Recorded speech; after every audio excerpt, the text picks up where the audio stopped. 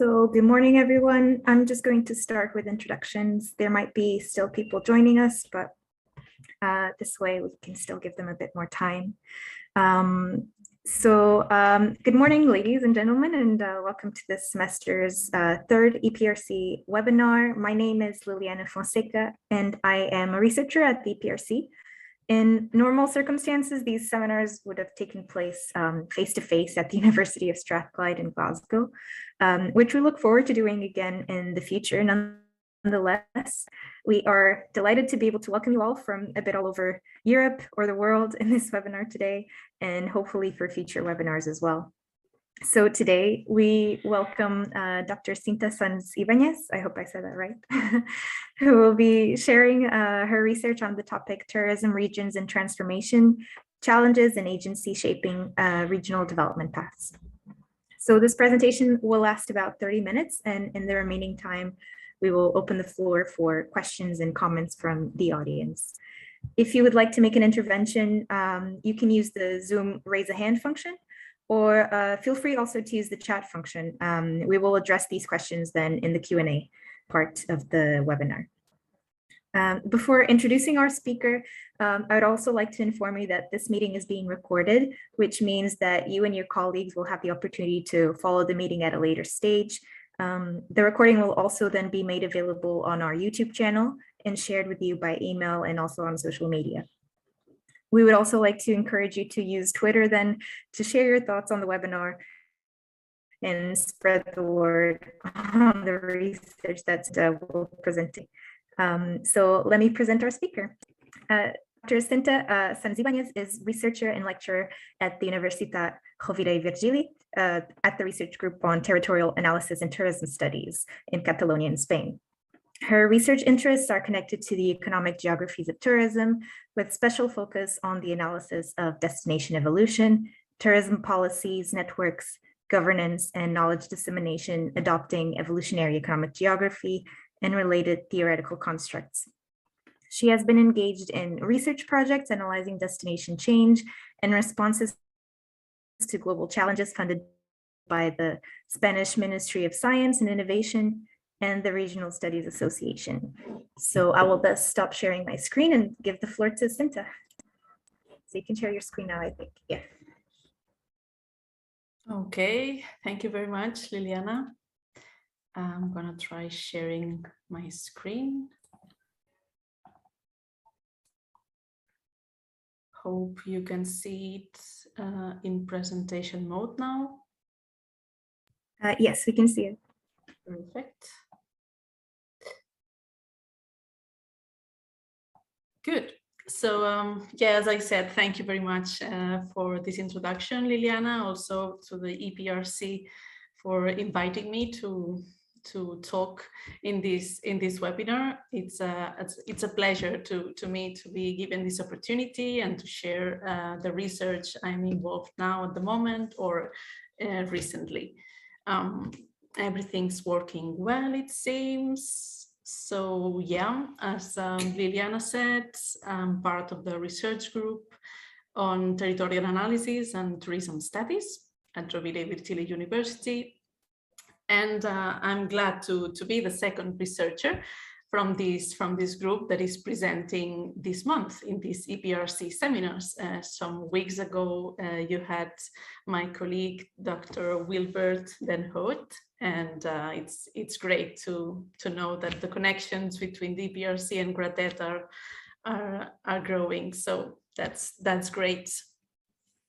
In today's presentation, I'll be sharing reflections and some pieces of research, some of them already published, others which are maybe more work in progress, that are connected to one of the main lines of research in our group, which is the study of tourism regions transformation and path development. As you can see on the screen, I've structured the presentation in three main parts. First, I'll start by explaining the theoretical pillars that sustain the way we approach the analysis of the evolutionary dynamics of tourism regions. Second, I'll briefly talk about the outcomes of a couple of projects with the aim to illustrate these matters with some European tourism regions and city case studies.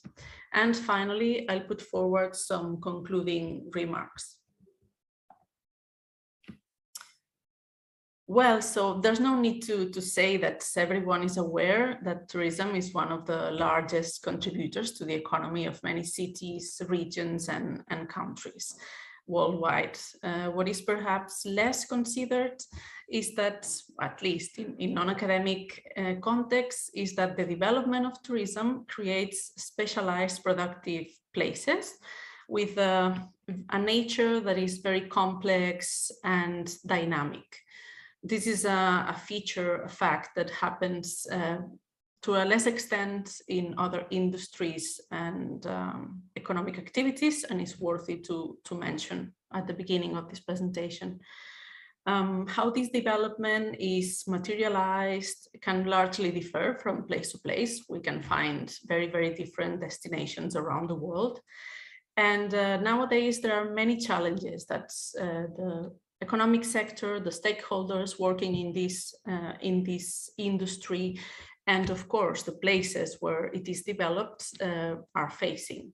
For instance, we can think about the calls for promoting more sustainable development practices, nowadays the urge, the need to restart tourism after a period of stagnation and very, very huge impact due to the COVID-19 pandemic, and so on. In this context, and more than ever, we believe that it's very important for scholars, practitioners, decision makers, and stakeholders to understand how tourism places evolve over time, and how these differences are produced and what mechanisms generate them. We believe that key concepts and theories from evolutionary economic geography, including, for instance, path dependence, path creation, coevolution, institutions, variety, and the many more that you can see in this word cloud, provide powerful lens to better understand these dynamics. Actually, in the last decade, we can find a growing number of publications that demonstrate the positive synergies between evolutionary economic geography and the study of tourism destination evolution. This body of work approaches tourism destinations as complex places with economic, urban, environmental, and residential functions that are transformed over time. So not simply as places where tourists go and return, but places where people is living, other people is working, where there are these urban dynamics, and so on and so forth.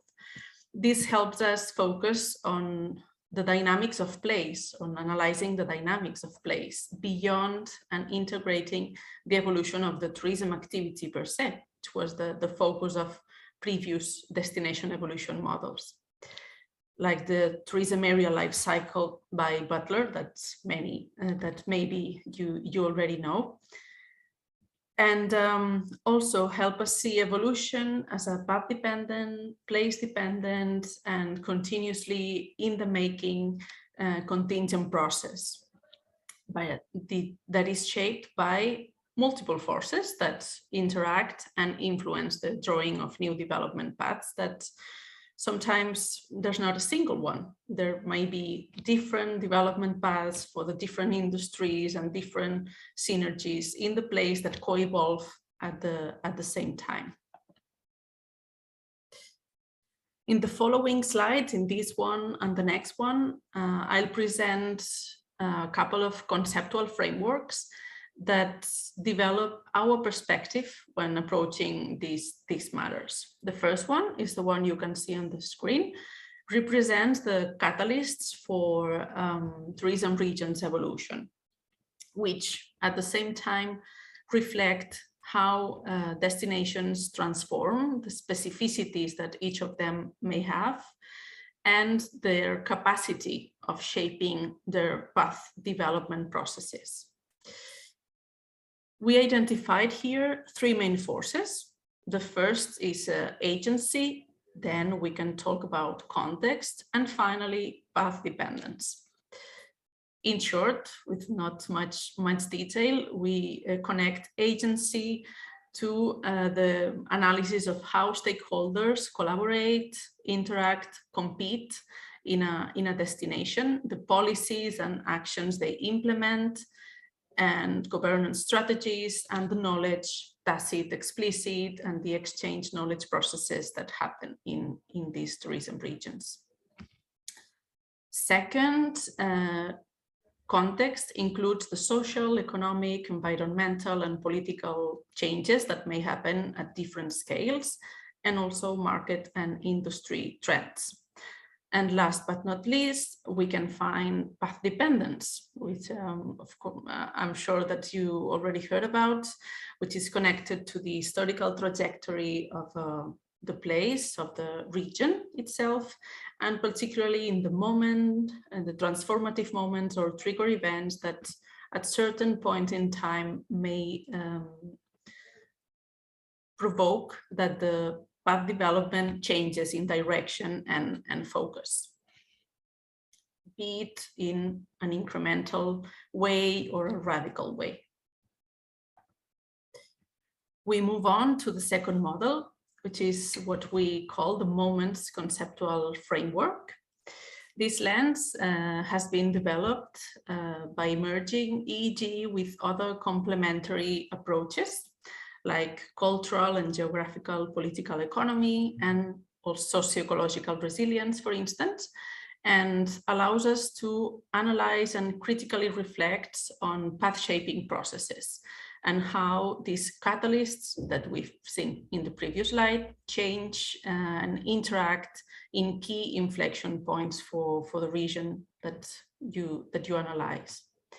This framework acknowledges that these are complex processes that include several elements of the before, during, and after each moment, which we call the pre-momentscape and post-momentscape, including the pre and post conditions and the trigger and impact discourses associated in it.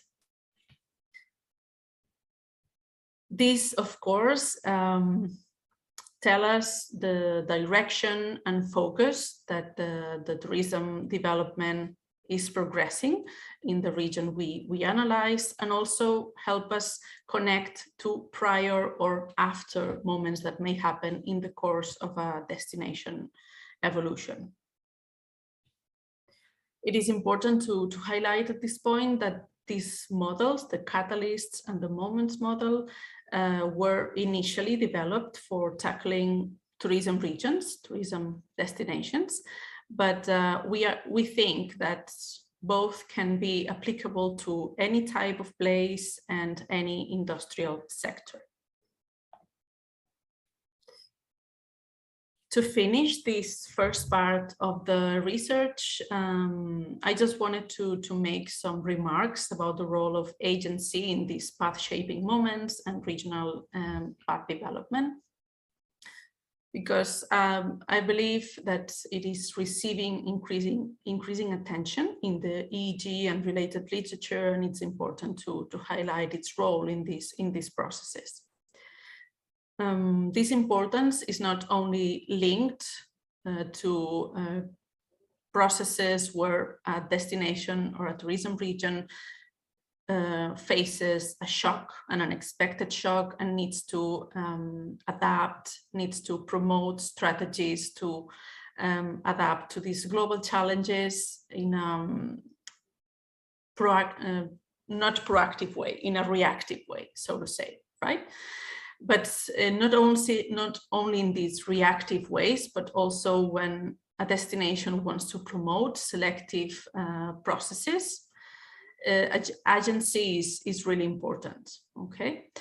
These proactive, selective interventions can be aimed at increasing destination resilience, sustainability, and promote new path development. So it's important to analyze how these interaction of actors, their interventions in terms of policies, and the knowledge available at the destination, and also in the other external and internal actors, how all these synergies act in order to cope or to prepare or to promote these strategies. Well, so having finished this more theoretical oriented part of the presentation, now I move on to the second part, which is aimed to summarize the main findings of 2 research projects in which I've been participating recently, which deal in a certain way with the topics that I presented before. Let's start with the first one. The first project was funded by the Regional Studies Association, in particular under the small grant scheme on pandemic, cities, regions, and industry. This project was promoted by Dr. Laura James and Professor Henrik Halkier, based at Aalborg University in Denmark, and was developed by a network of researchers belonging to 6 countries across Europe: Denmark, Spain, Italy, Austria, Sweden, and the UK. With this project, we had the opportunity to promote primary and secondary data collection on the regional impact of the COVID-19 pandemic on these European tourism regions, and the responses that the destination management organizations in each of the countries and regions gave to the crisis, to the COVID-19 crisis. In the following slides, I'll quickly present the main outcomes in, very briefly, in a very briefly way, coming out of this work. But in case anyone is interested, on YouTube, you can find a full webinar dedicated to present in more detail this project. Starting with the survey results, the more quantitative part, I highlighted this aspect because I think it can be of interest for discussion in this webinar. We asked the participants in the survey, among other aspects, which destination issues, problematics, or strategies were their priority prior to the pandemic, and which ones were their priority after the pandemic in the following 12 months, just looking at the immediate reaction and the short midterm strategy. In order to interpret the answers, we implemented a cluster analysis based on destination experience profiles, so connected to the types of tourism products that they offered. And here you can see the results concerning the priorities oriented towards short-term stabilization and others more with a longer-term vision.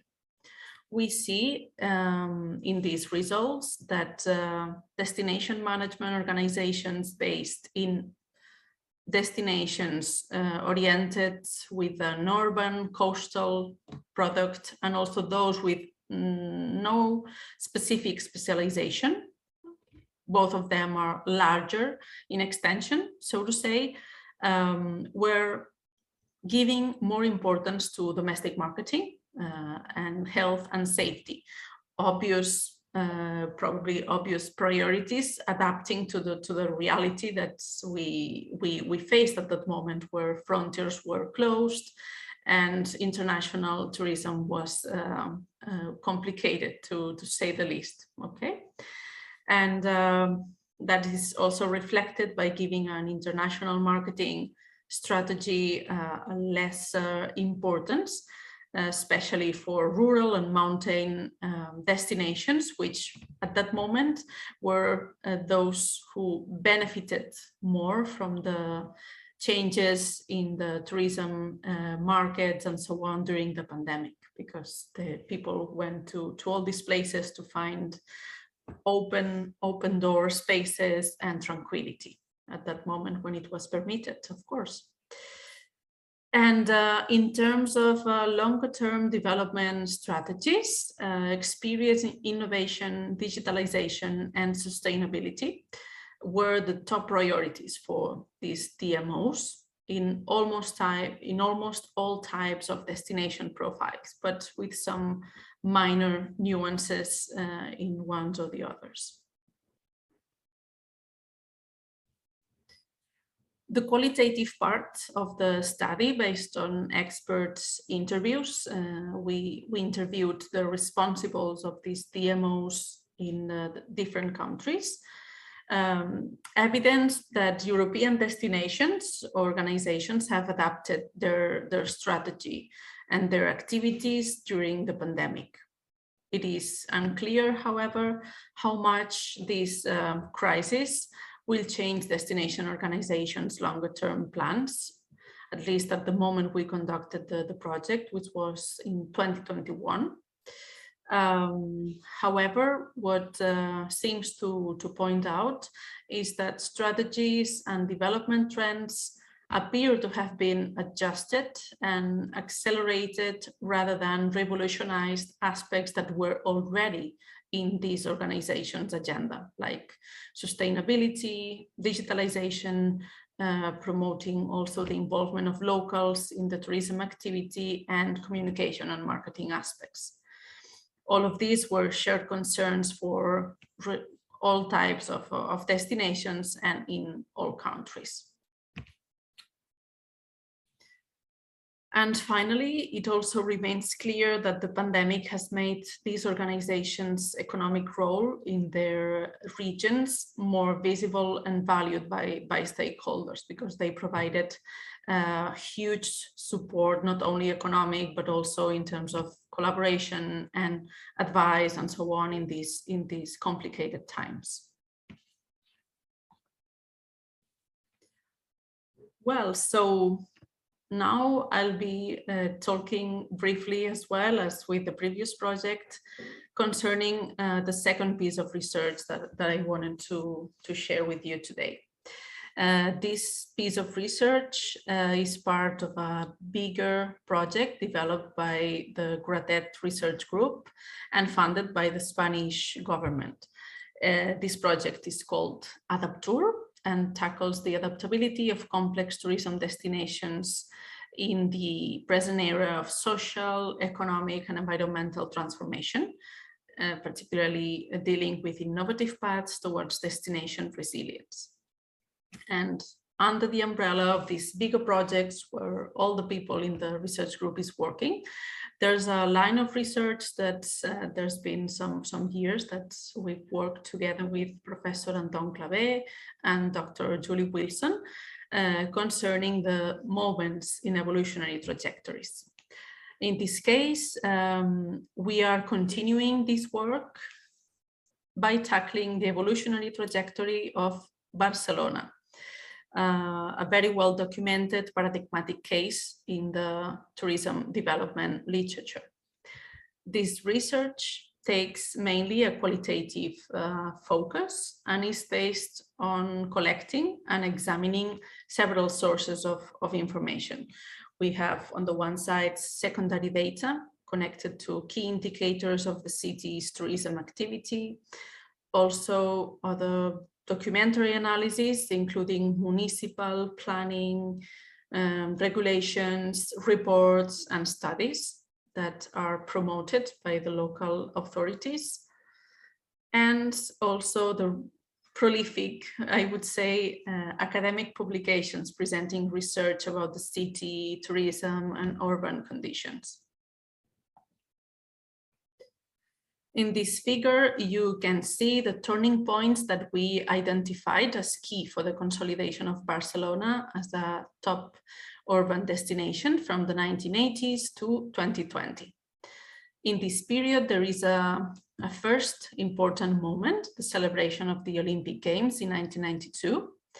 that promoted a series of interventions and activities that helped the city to position itself as a top urban destination, even showcased by the BBC as a place to visit before you die in 2002.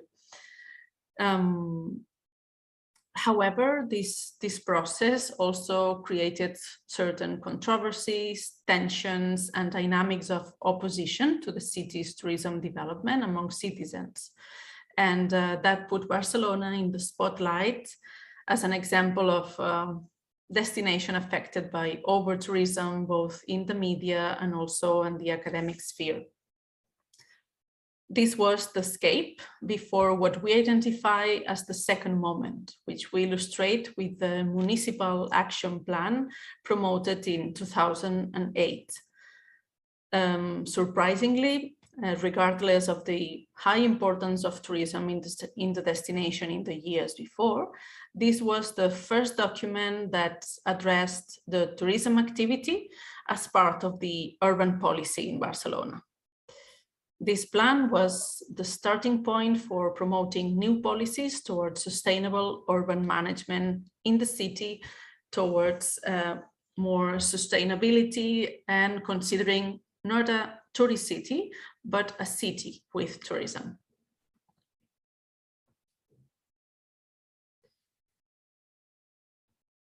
The newscape in Barcelona in this, after the second moment happened, was characterized by the promotion of policies oriented to managing the city's growth, taking into account sustainability, responsibility, cohesion, and balanced distribution of accommodation and the tourism activity in general in terms of planning.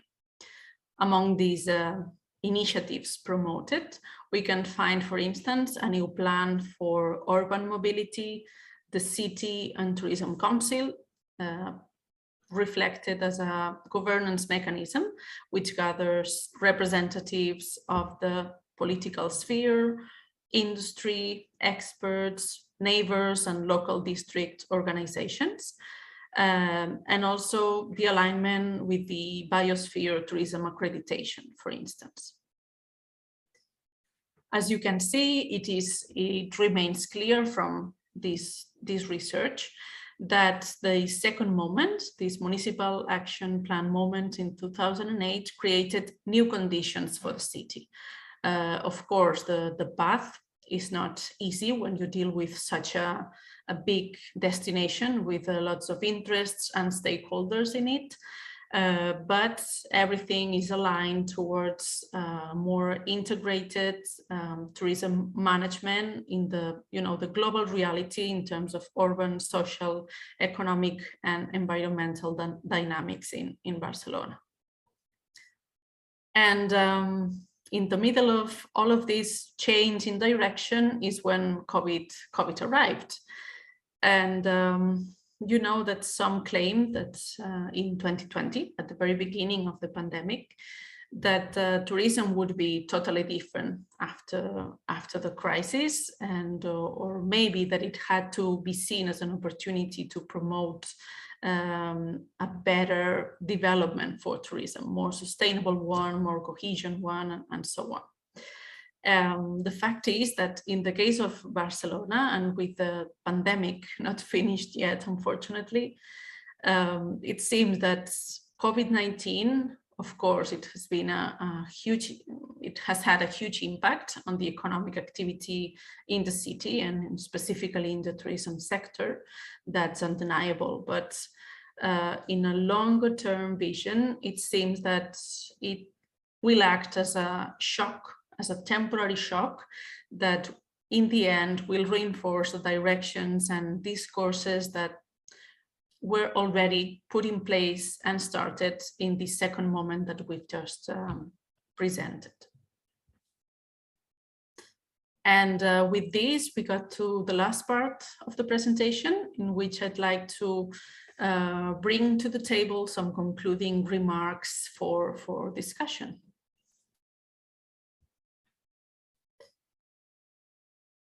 Well, first, it remains clear from our researches that tourism regions, even those that are influenced by contexts which can be similar or homogeneous, tend to overcome vulnerability and face global and local challenges in very different ways.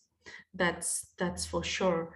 This then is connected to a debate on the role of place, path dependence, and coevolution, of course. Another aspect is that a drastic social and economic crisis like the COVID-19 pandemic does not necessarily have to become a moment that forces a tourism region to change their path development direction. Our moments conceptual framework, we think it's very useful in this sense because it helps us focus on a whole picture of what's happening before, during, and after these events, including these pre-momentscapes, triggers, impacts, and post-momentscapes, which surround all these shifts and have to be examined to determine if an event is more like a short-term shock or a more transformative moment for the destination or the tourism region. Then another remark concerning human agency, understood as the stakeholders' knowledge, leadership, policy intervention, and collaboration dynamics, which from our perspective and in line with many authors that are publishing on this topic right now, is the factor that explains the diverse capacity of tourism regions to adjust and cope with trigger events in the short term. And even more when it comes to processes that are striving for change. When you talk about change agency, taking religion sort of out as concepts, because when a destination wants to shape their tourism development paths towards more resilient, innovative, and sustainable goals in the long run, agency is key in this direction. Finally, last but not least, in theoretical terms, we truly believe that it's important to promote cross-fertilization and consolidate connections of evolutionary economic geography with other complementary notions and bodies of work like cultural and geographical political economy, global production networks, resilience, complexity, and on the one side, and on the other side, also considering the increasingly growing research that is developed by researchers from non-Anglophone academic traditions, be it like Latin America or other researchers from the Global South who are applying these theories in other contexts. So that was it from my side. Thank you for your attention, and I'll be happy to answer any questions or comments that you may have. Thank you. Thank you, Cinta. I can still see you sharing your screen. I don't know if it's just for me, but if you could stop so that we can stop. Yeah. Thank you. Let me stop share. Yeah. So thank you so much for your presentation. It was very interesting. I think we can now open the floor for discussion. And we already have a question by John. John, if you want to unmute.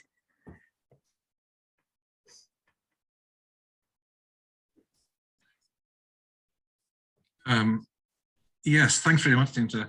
I thought it was really a really fascinating presentation and a huge amount of interesting conceptual and analytical material and a lot of issues that would give rise to questions. But maybe just focus on one particular issue, which is the long-term challenges you talked about, where you listed innovation, digitalization, and sustainability. And a bit later in one of your last slides, you also added resilience being one of the long-term challenges.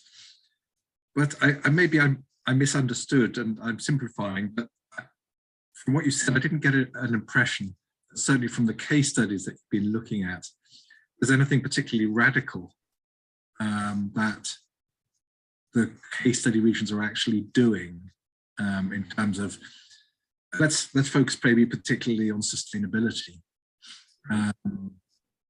and sort of bring that home, if you like, to a specific case study where you talk about Barcelona and the way in which the moments have evolved, and where under the municipal action plan there's a particular issue of local concern about over-tourism. And thinking about it from the point of view of sustainability, what does that actually mean? I mean, what do you detect anything, if you like, radical about making tourism more sustainability? I mean, you can see how, if you like, there's incremental change in encouraging maybe more sort of active travel, of course, bike use in Barcelona, for instance, encouraging, we've long seen hotels having notices about using towels more than once. And, there's a lot of other things going on behind the scenes in terms of the tourism industry, in terms of those kind of incremental changes. But I suppose what I'm getting at is, is there anything more in the direction of maybe rationing tourism numbers? We've seen that in, I think, Venice, for instance, in terms of, like using charges.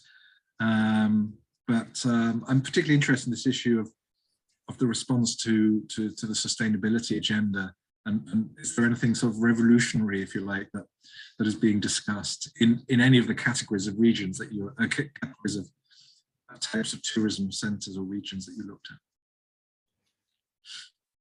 Okay, thank you for raising this question. Indeed, is a a complicated and tricky one, not only to deal at academic level, but also for for in practice. So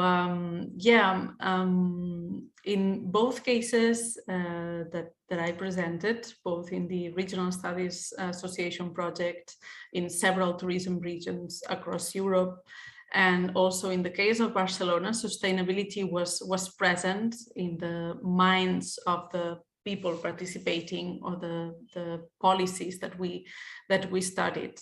I would say that sustainability probably has been the aspect or the objective, the target that has been longest in mind in the decision makers, so to say, and also in the academic sphere, because you can find publications and policies mentioning sustainability for a very long time. What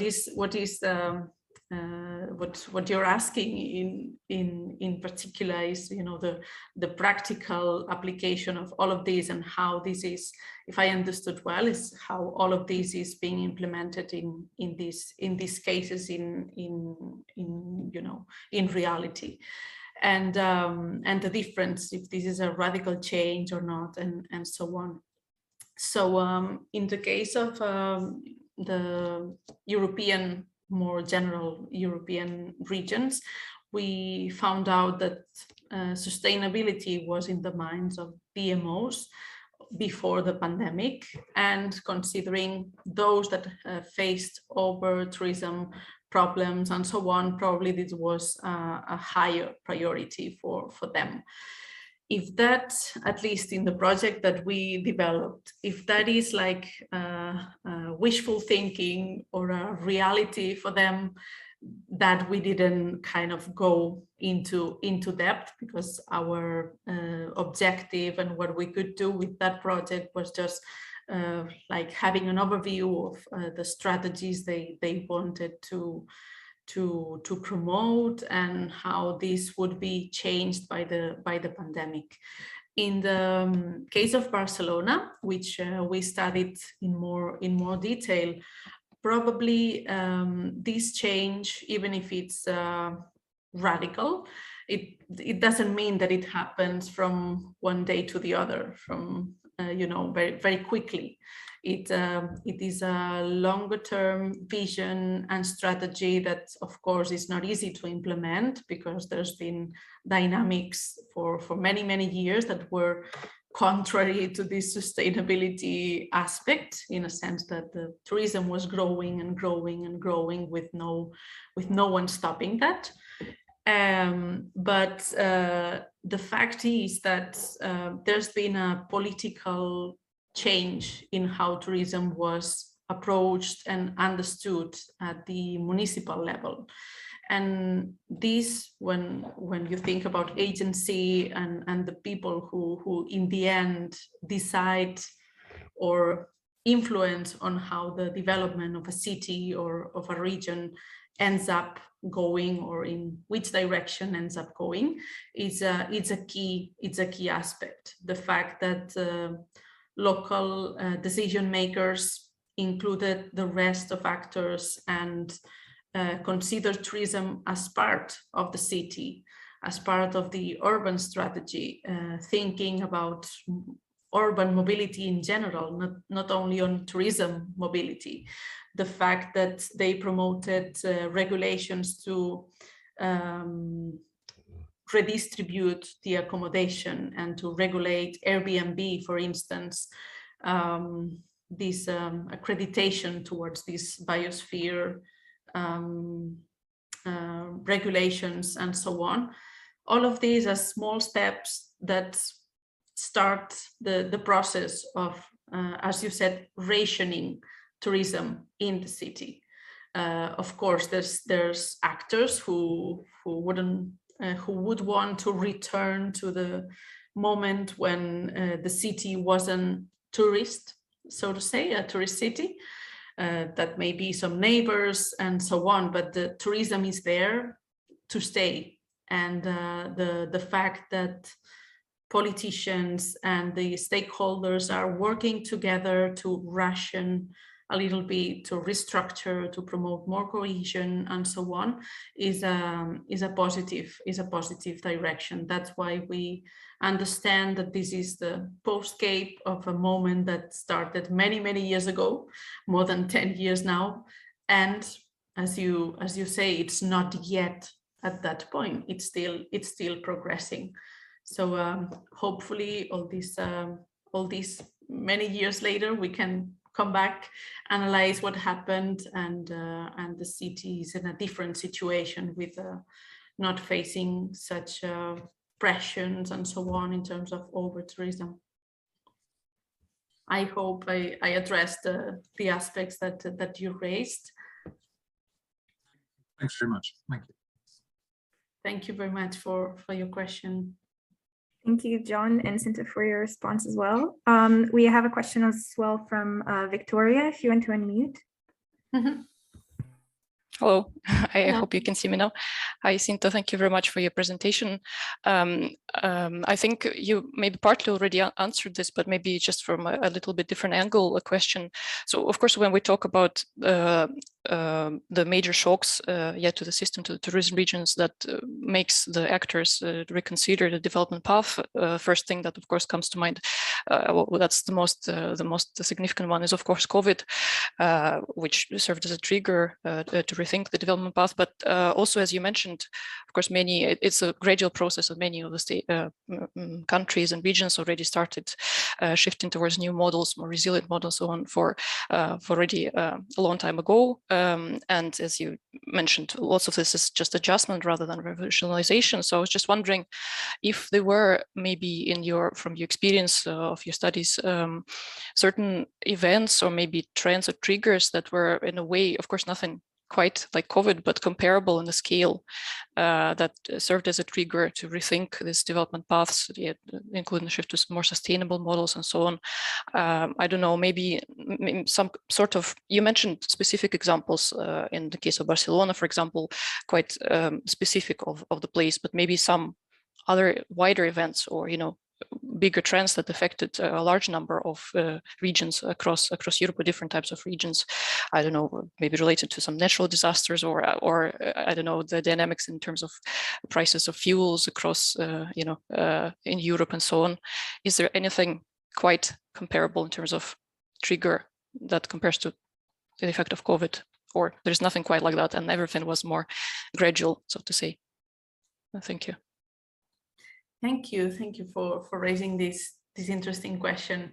Actually, when you see the literature and also the policy documents by the UN and WTO and so on, the World Tourism Organization, we see that the tourism sector has faced at the global level, but also in local level and at country level, several triggers and shocks that affected the activity. The fact that the activity relies on a specific place where when tourists from another country have to travel there and so on implies a movement, a territorial movement that is affected by things like the COVID pandemic, of course, by other health issues like the pandemics not the pandemics, but the problematics that appear in China some years ago.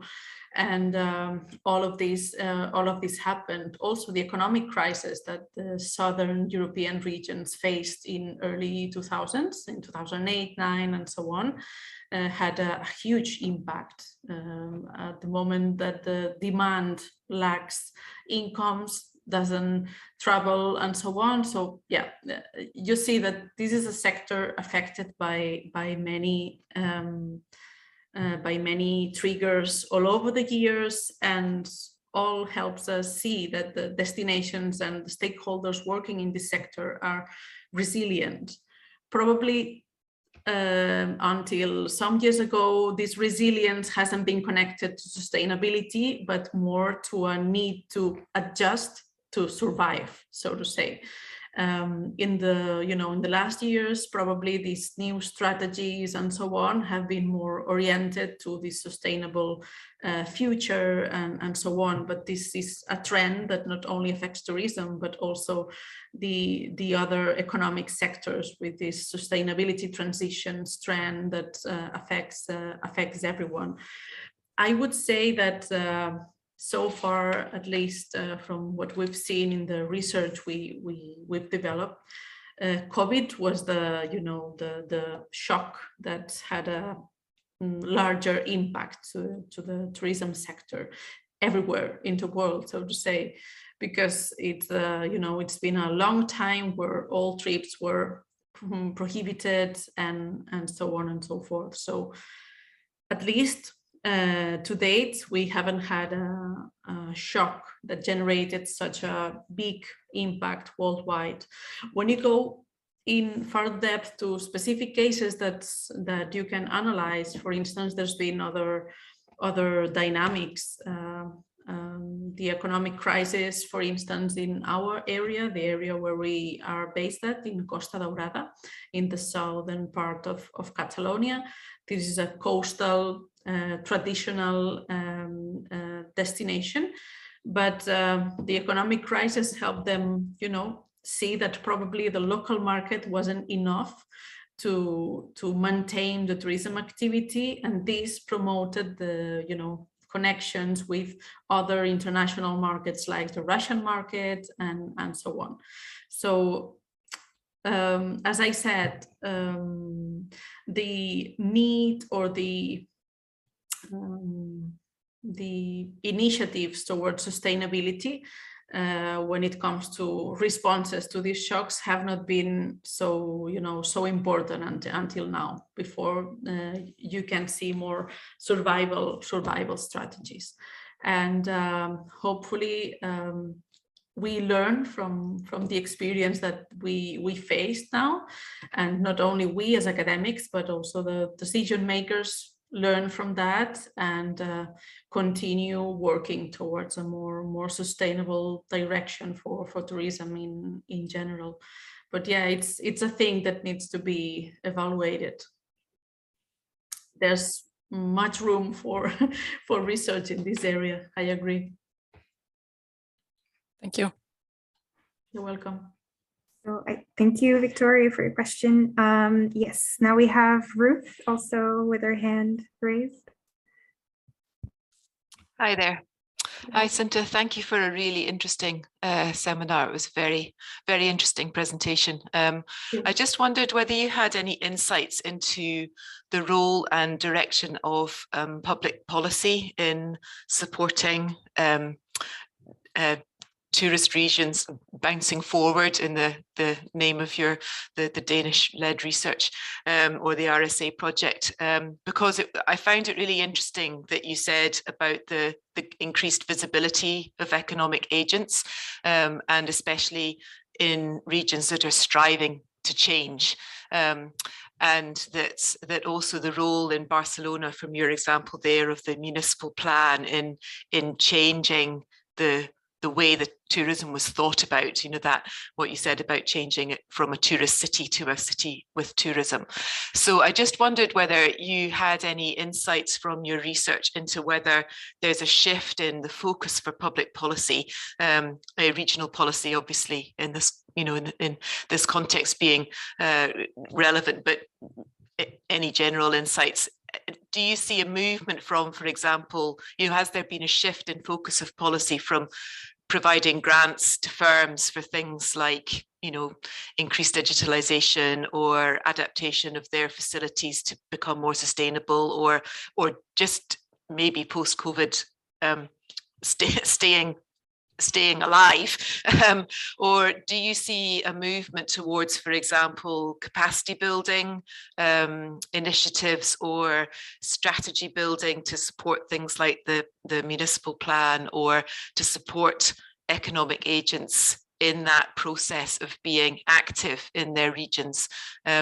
Is that something that you've seen, any shifts in policy support focus to lead tourism regions on into the future? Okay, thank you so much for raising this aspect, which probably it wasn't so developed in the presentation, but it's really interesting to go further into that.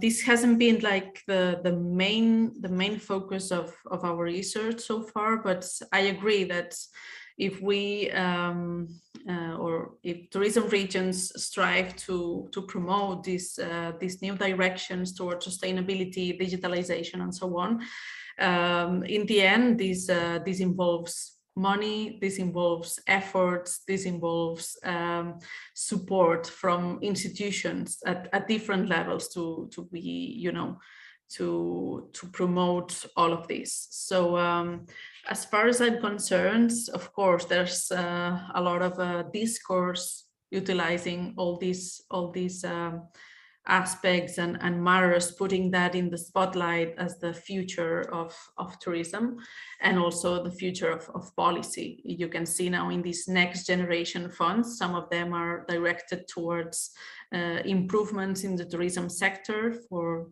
all the countries, and they are aimed to promote this digitalization, this innovation in the experience providers, and so on. So theoretically, I would say that the policies that we have at this moment in place and the discourses we can hear at the political level are oriented towards that. From experience, I would say that applying that to the real development of destinations is a trickier thing, so to say, because it largely depends on the points of view, the motivations, and the leadership that each place has at specific moment. So probably the basis is there to work towards that, but there's need to see how each destination can apply that to practice, how the economic actors, the companies react to that, because of course for them the priority is recovering tourism numbers as they were before the pandemic, because they have, you know, their business and they want to work and so on, they want their income.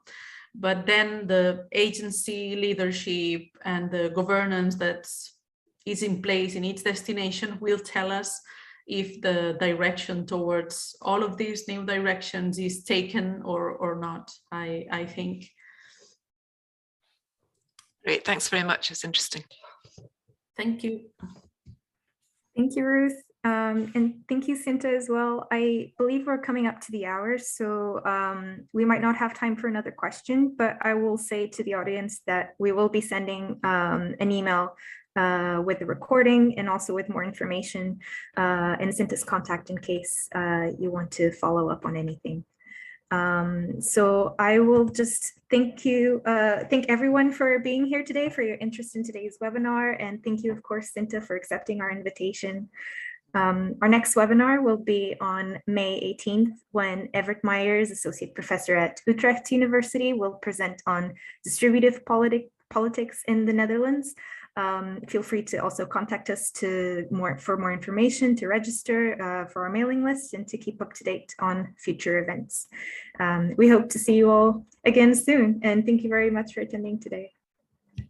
Thank you. Thank you for having me. Thank you, everyone. Thank you. Bye.